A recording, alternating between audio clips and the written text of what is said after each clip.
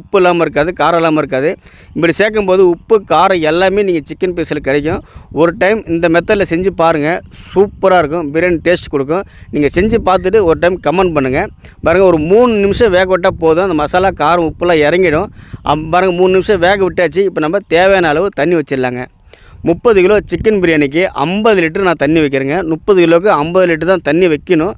அதனால் 30 கிலோவுக்கு வந்து நான் 50 லிட்டர் வந்து தண்ணி வைக்கிறேங்க. வெஜ்ஜு பிரியாணிக்கு வந்து 60 லிட்டர் தண்ணி வைக்கணுங்க.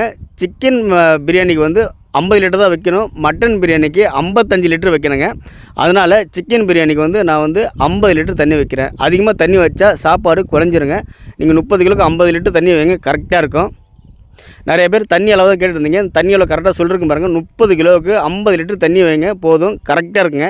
50 லிட்டரு நாம் தண்ணி சேர்த்துட்டு நம்ம ஏற்கனவே அரிசி ஊற வச்சு இல்லைங்களா, அரிசி போய் நம்ம 2 டைம் 2 முறை அலசிடுங்க. அலசிட்டு பாருங்கள், உலை கொதிக்கும். உலை கொதிக்கும் போது நம்ம அரிசி கொட்டிடலாங்க. உலை கொதிக்காத அரிசி போடாதீங்க. நல்லா உலை கொதிச்சு கொதி வருது பார்த்தீங்களா, அந்த கொதி வர டைமில் அரிசி சேருங்க, கரெக்டாக இருக்கும். பீஸும் உடையாதுங்க. பாருங்கள், இப்போ நம்ம தண்ணி சேர்த்துட்டு இப்போ நம்ம ஊற வச்சுருக்கிற அரிசியை வடிச்சிடலாங்க. நம்ம ஏற்கனவே வெங்காயம் சேர்க்கக்குள்ளேயே அரிசி ஊற வச்சாச்சு. இப்போ நல்லா ஊறி வந்துருச்சு. இப்போ நம்ம ஊற வச்சுருக்கிற அரிசி வந்து நம்ம வடிச்சிடலாம். வடித்து எடுத்து வச்சுட்டு பாருங்கள், உலை நல்லா கொதிக்குது. கொதிக்கும் போது நம்ம எடுத்து வச்சுருக்கிற அரிசியை நம்ம சேர்த்துடலாங்க. பாருங்கள், உலை வந்து அதிகமாக கொதிக்கக்கூடாது. சிக்கன் பிரியாணி பொறுத்த வரைக்கும் உலை கொதி வரும்போதே பாருங்கள், அங்கே வருது பாருங்கள், அதுமாரி இருக்குள்ளே அரிசி சேர்த்துடணும்.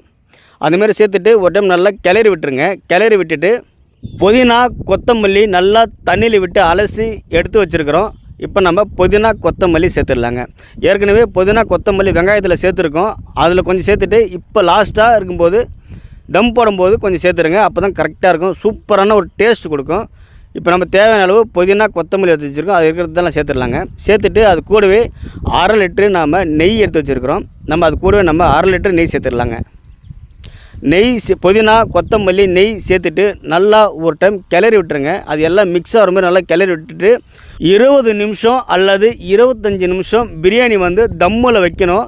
தம்மு வச்சுட்டு நம்ம எடுத்து பார்ப்போம். சூப்பரான 30 கிலோ சிக்கன் பிரியாணி சூப்பராக ரெடியாக இருக்கும். பாருங்கள் மக்களே, ஒரு டைம் இந்த மாதிரி செஞ்சு பாருங்கள். செஞ்சு பார்த்து கமெண்ட் பண்ணுங்கள். சூப்பரான சிக்கன் பிரியாணி, ஒரு பீஸ் கூட உடையாத சூப்பரான ஒரு சிக்கன் பிரியாணி ரெடி.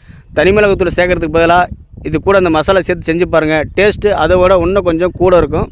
நாம் 25 நிமிஷம் சாப்பாடு தம்மில் வச்சு பார்ப்போம். அதுக்கு பிறகு எடுத்து பார்க்கலாம் வாங்க. சாப்பாடு எந்த அளவில் இருக்குதுன்னு பார்க்கலாம் வாங்க. பிரியாணி வந்து பயங்கரமாக ரெடியாக இருக்கும். பாருங்கள், ஒரு முறை செஞ்சு பாருங்கள், சூப்பராக இருக்கும். பாருங்கள், 25 நிமிஷம் ஆயிடுச்சு. 25 நிமிஷம் நம்ம விட்டு எடுத்து பார்க்கலாம். அப்படி பார்க்க